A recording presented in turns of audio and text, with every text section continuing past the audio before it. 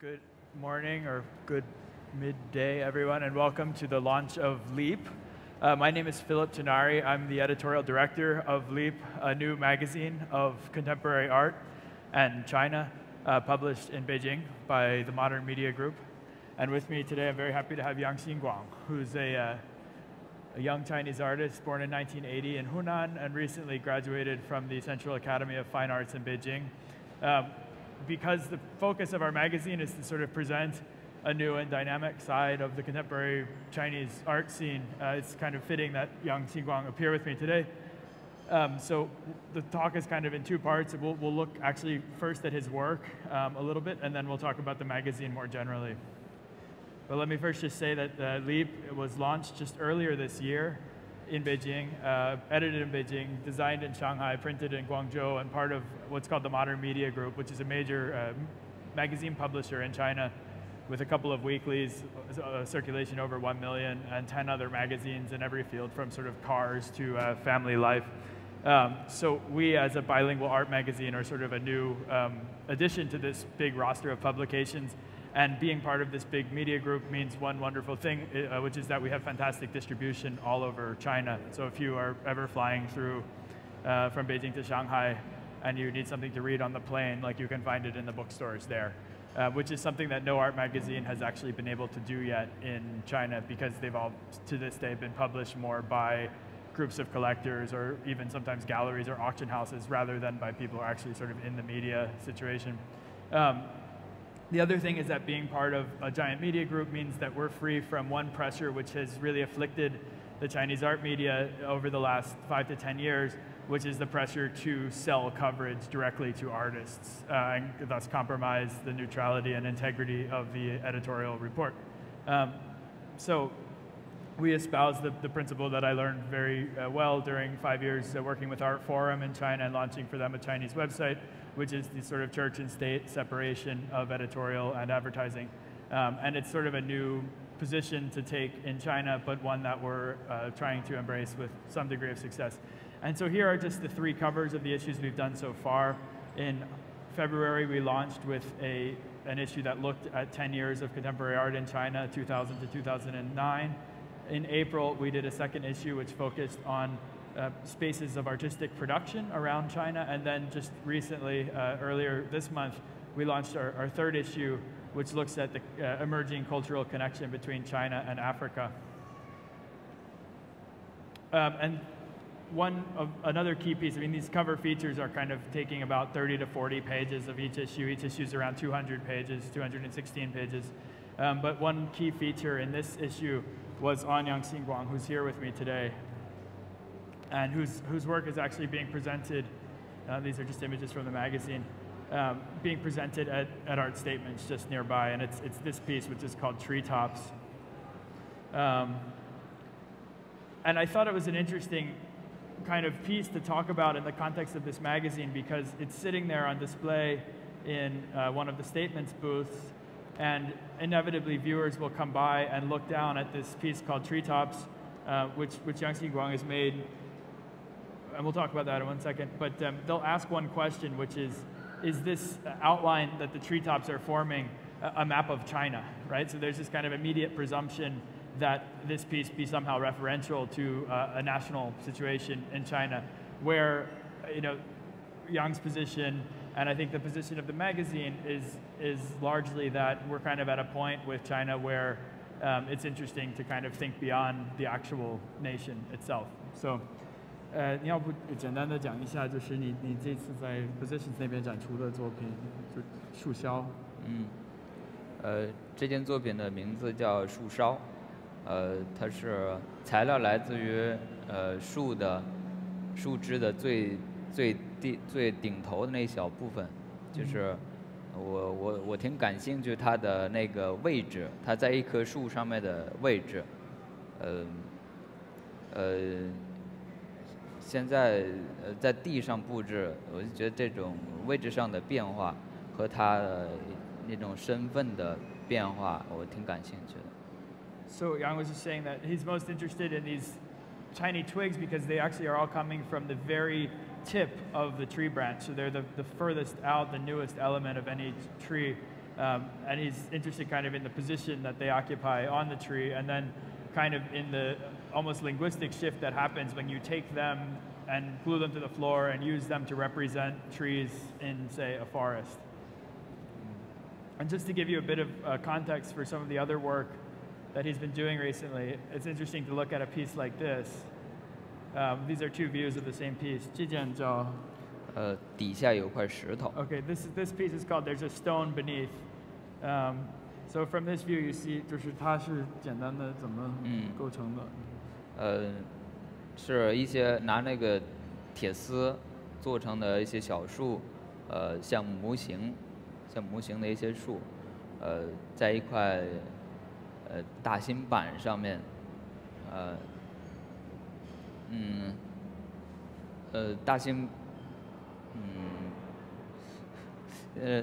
那个大芯板是那种工业材料用的，还带那些痕迹是吗？对。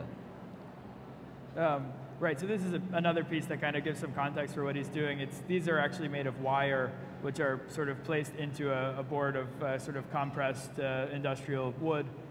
You can still see the traces of its kind of actual existence there, a rock beneath, of course. And it's just, I mean, one thing that really attracted us as an editorial team to kind of trying to present Young's work was this slippage between the representational, the abstract, the kind of the ready-made and the everyday happening all together. 在北京的对森林的感觉，几乎我认为就是这样，它标准化和一个不是特别自然的感觉。Right, and there's another element here, which is the kind of the standardization of this forest, how the trees are appearing in exact rows, which is something that he's sensed in kind of looking at forests around him in Beijing, where he keeps his studio. 所以这种感觉。 就是不像是我在一个真实的森林里边那种舒服的感受，我就有一种不稳定感。So it's an unstable feeling, unlike the kind of comfort that we normally associate with being in a forest. 所以我就弄了块石头在底下放着，它只有这块板变得很不稳定，就是我在北京对森林的感受。So the stone underneath kind of leaves the board in a perpetual state of kind of disequilibrium, unable to really find its place, and that's kind of that sort of discomfort or instability is something that he feels when he inhabits the kind of natural environment in Beijing. This is sort of earlier work of Yang. So he began with a number of pieces that were kind of taking wooden branches and sort of reducing them to a simpler condition by kind of polishing them or otherwise cutting them down. 这是算是比较早的，或者是可以讲一下这个。This is， 这一件是我捡到的一根用过的木头，这个木头破了，然后到处有划痕裂缝。 我拿回来之后，给它收拾得非常仔细，然后再用 putty 原子灰给它补得很仔细。Right, so this piece is called putty, and what this entailed was him collecting a very broken piece of wood, a tree branch from the woods, and then bringing it home and using putty to fill in all the cracks and sort of restore it to a polished, sort of proper state. 我只是对一个发现这个破败的木头，我特别感到惋惜、可惜。Right, and there's kind of this sentimentality of the sadness of the broken piece of wood, essentially, and how to restore it in one way or another. And you have a number of other pieces in Young's work over the last couple of years, like these, where he's sort of intervening on a natural surface, but kind of in accordance with that natural surface. So this is called the Nianlun, right? Growth rings, for obvious reasons. 然后你就是直接用的铅笔在一个木板上面。对，把木纹上面春夏季生长的那一部分用铅笔涂掉。So he took a pencil and used it to sort of obliterate remains of the growth rings that were from the spring and summer of each year. So what remains is only sort of the winter part of each successive growth ring. And each of these pieces kind of will iterate a number of times, and he'll try it in all different contexts as he sort of moves forward, but keeps evolving. And then recently you've gotten some more pieces which are kind of playing with the mechanical, like this, which is called 一枝树根还是叫什么？就是树枝 树枝 branch。Yeah. 然后你是用的一个很简单的一个机器，把它可以。对，这件作品的主角是树枝，那个机器只是这根树枝的某种情绪。So it's this machine with a very simple switch, kind of like a light switch that you could step on for maybe a lamp in your living room, and suddenly the machine will sort of flail up and down, and the branch will be beaten against the floor over and over again. And Yang Xinguang was saying that the machine is only essentially an extension of the sort of emotion of the branch itself. So it's really much more about the branch than about the machine. And these are some even earlier works called 虫子, right? Wormholes, where he's taken kind of ordinary rocks and then used a drill to create the impression that they've been born into by insects. 是直接用的一个砸洞的一个电钻，然后在里面。对，很简单，就是用机器模仿某种虫子对石头的这个咬噬。Right, so for him it was a question of how to use a machine to create something that looked like a natural effect, which was then itself impossible. 变成了一种不存在的生物。So it creates this kind of non-existent biology. And this is another recent piece. My grandfather's cane. Right, his grandfather's cane. 就是把一个树根一个那种拐杖跟一个那样的球底下还有石头垫着。Right, so it's this kind of another unlikely assemblage, again, sort of rocks beneath the object to sort of keep it perpetually unstable. This is another piece he recently did called Counting Sand. Counting Sand twice. Where the numbers you see on the plaque behind are the sum of the grains of sand before, or on the first and second counting. And of course, when you count a pile of sand a second time, tens of thousands of grains that were there before suddenly sort of disappear. 就是你对这个它怎么会这样消失感兴趣？我只是对这一堆沙子的真实数目感兴趣，所以就用了2次来找到这个真实。Yeah, so it's about kind of, you would think that counting something twice would create a more dependable version of reality, but in fact, it created a less dependable version because the numbers were so different. And then these pieces are called pliers. 直接用的一个对工具钢丝钳，咬下。And it's kind of self-explanatory. I mean, he's taken a pair of pliers and sort of used them to attack these branches. And then you get kind of the remaining wood with the chips sort of together. And then finally, this was his graduation piece, so we've kind of just gone backward. But this is 你的毕业创作，就是直接拿的一些鹅卵石切掉6个面，成为方形。This was a period in his career when he was very influenced by kind of Western minimalism and by kind of the Monoha school in Japan. But for his graduation piece, took a pile of rocks and sort of cut them into perfect cubes and then arranged them in a perfect square. And then again, as you have in the earlier pieces, or the later pieces, left the sort of rounded edges alongside the square stones. So anyway, thank you. 谢谢，就是给我们讲几句。I'm happy we were able to just sort of go through some of this work, because I mean, this is exactly what we're trying to do as a magazine, is to provide some broader context for the various artistic practices that you're seeing in China today, because of course we're finally past what I call the Mao with a Coke can art era of Chinese contemporary art, where it's sort of no longer enough to be, either for artists to produce works that kind of reduce it to a symbolic, clash between communism and capitalism, or for kind of Western interlocutors to sort of see it entirely in that way.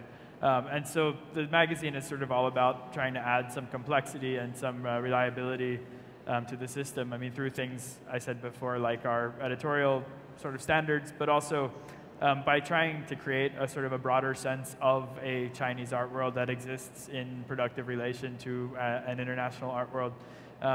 Editorially, the magazine is divided into 3 sections, top, middle, and bottom, for which we directly use the Chinese characters Shang, Zhong, and Xia, which are also, if you had, say, a multi-volume work in Chinese that was in 3 volumes, they would be labeled in this way, top, middle, and bottom, instead of volume 1, 2, and 3. I mean, every magazine actually is divided into 3 parts, if you think about it, in terms of the other magazines that you know and love. But we decided to sort of take that and exaggerate it. So you have each section opening with an image, and these images are tied together at the end of the book. So this time they were all from a series of short films that were made with a hotel in Beijing called The Opposite House. There were 3 films, so we opened each section with one of these film stills. The top section is kind of for fun. It's short takes on various things happening in the Chinese art world, so everything from party pictures to a panel discussion that we sort of turn into a cartoon.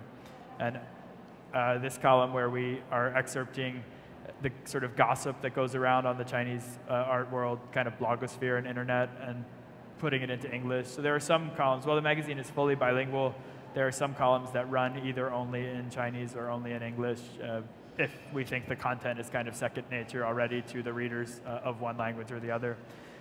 This column is kind of about exhibitions, but from the perspective of making them rather than reviewing them.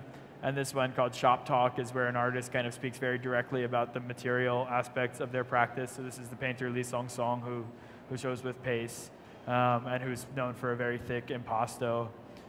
So we kind of asked him what that was all about. This is sort of a fun column called My Miles, which is about someone in the art world who's flying around a lot and sort of talking about their busy travel schedule, and that's kind of what they're working on. So that's Nick Simonovic from Gagosian, who is in Hong Kong. And this is our sort of pre-report on Basel. This is a column called Inspection Tour, which is for kind of aimed at Chinese collectors and other sort of art world people who may be traveling out of the country and looking to kind of have access to insider information about where they're going.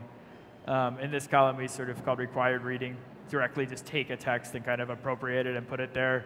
So this was a state report from the Xinguang News Service about debates that were held during the National People's Congress over contemporary art. We had a lot of very confused legislators saying, kind of arguing for and against contemporary art in the Great Hall of the People. And this is an email that went around an investment bank about why you should or should not buy Chinese contemporary art. It sort of leaked out, so we put it there, kind of deadpan. There's some attention to film. This column is called Videos You Didn't Finish Watching, where we take a video and sort of display it over a 2-page spread just using a series of stills extracted. This is actually a New York artist called Jordan Wolfson, whose piece this is.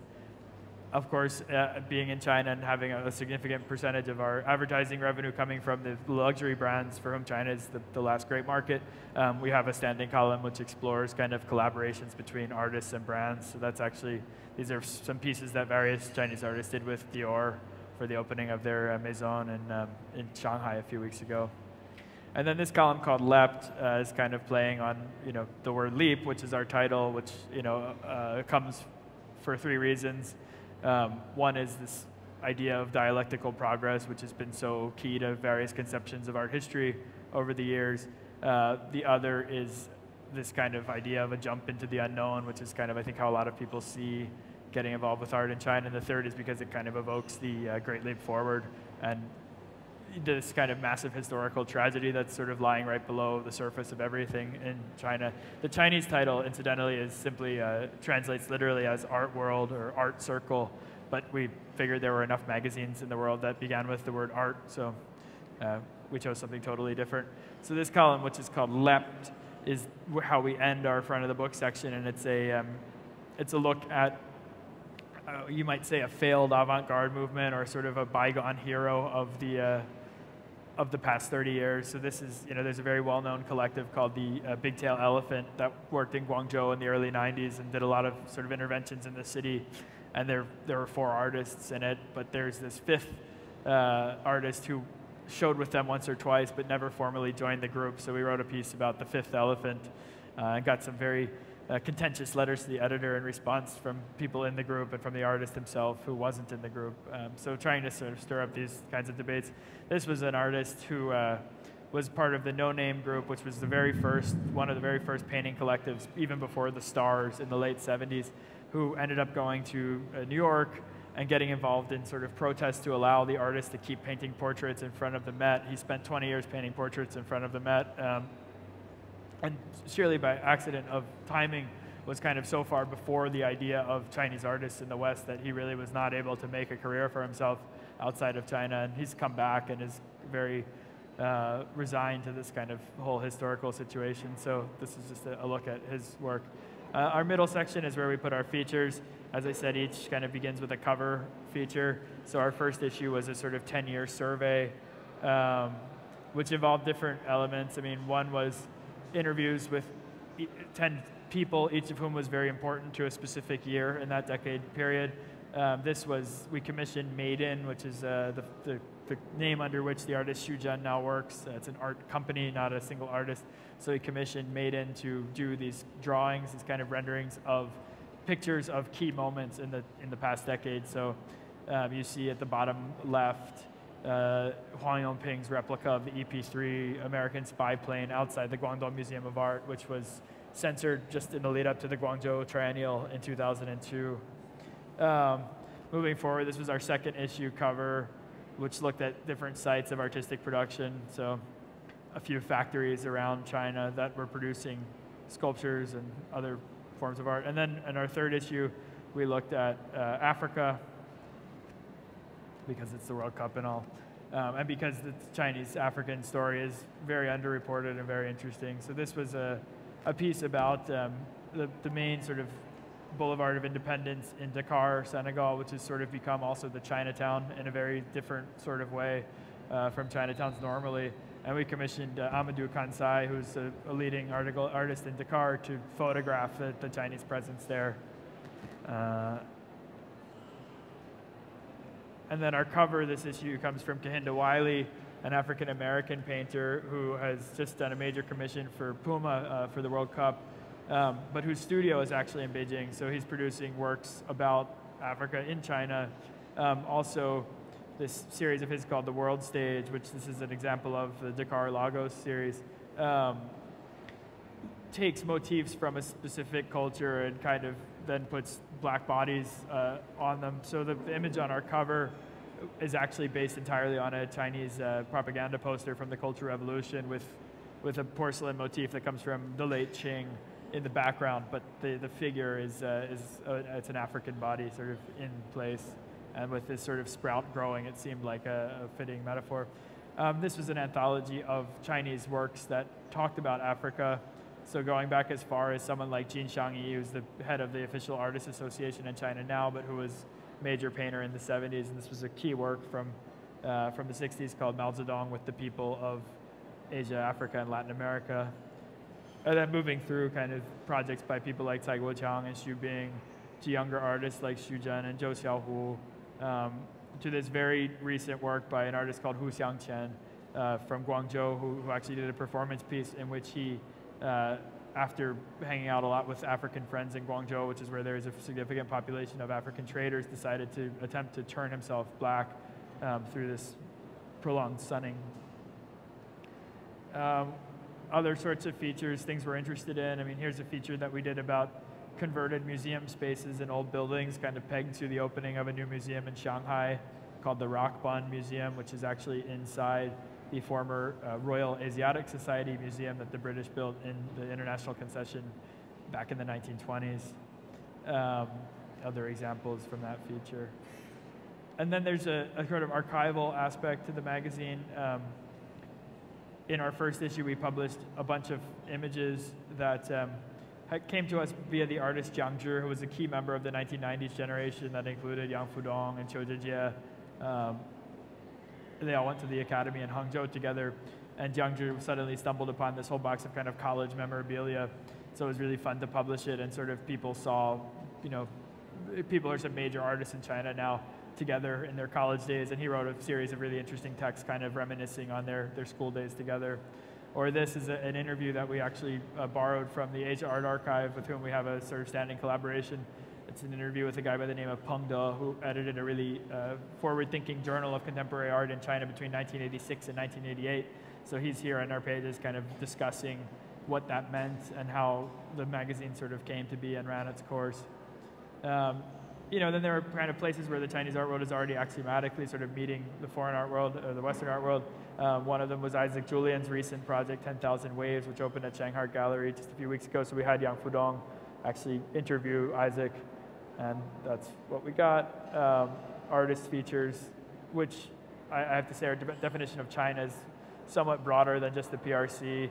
Donna Ong is an artist actually working in Singapore of Chinese descent. Our definition of China, of course, includes Taiwan and Hong Kong and kind of the Chinese diaspora as well. This is Yang Xinguang's feature, another piece.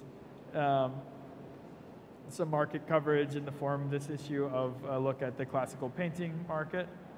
A fashion shoot, because our company sort of has the resources to do this, so we figured if we didn't, we'd be sort of wasting them. So the first issue we did this one, sort of the scenario being the impending destruction of an artist studio in Caochangdi, which has been a big topic in the art world lately. But as it moved on, we've kind of gotten a bit more conceptual at how we approach it. So this one was kind of taking off from John Berger's ways of seeing, and each of the looks was kind of layered inside and outside. And this is Jin Xing, a very famous transsexual dance troupe leader in Shanghai, who's kind of an icon in her own right in China. So she did a whole shoot with us, kind of with all these different looks.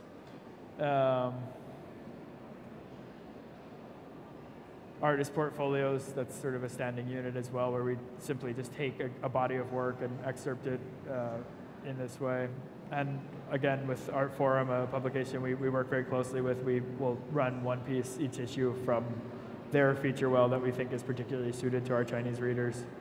And again, some museum previews. And then our bottom section is entirely composed of exhibition reviews. So it's very straightforward in that way, but we choose about 15 exhibitions each issue that we think are the most interesting and the most able to sort of push the conversation forward. And again, I mean, are reviewing them kind of completely without interference of our sort of marketing considerations. Commissioning texts from kind of leading critics and curators around China, and again, fully bilingual. So yeah, so that's what we have to say about LEAP. If there are any questions, we'd be happy. And if you'd like to take a copy of the magazine, we'd be happy for you to have one. Thanks for coming. Meg. Yeah, are we going to distribute internationally? We just signed with Central Books, which is the leading kind of distributor in the UK and covering also other parts of Europe. And then the American distributors sort of wanted to see a few issues first. So that's coming in the next couple of weeks to months. And a website will be live by September. So that's sort of the summer project. It's very anachronistic to be so print committed, but our company is entirely print driven. So that's how it's begun.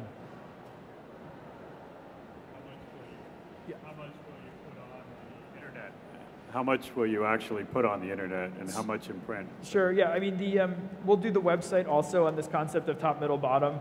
So top will be internet-only content, a blog with different sections, and kind of content that really is suited to being online. Middle would be the magazine itself, so we'll excerpt maybe 40% of what we're running, things that we think are particularly suited to run online. And then bottom will be sort of special artist projects and other kinds of things.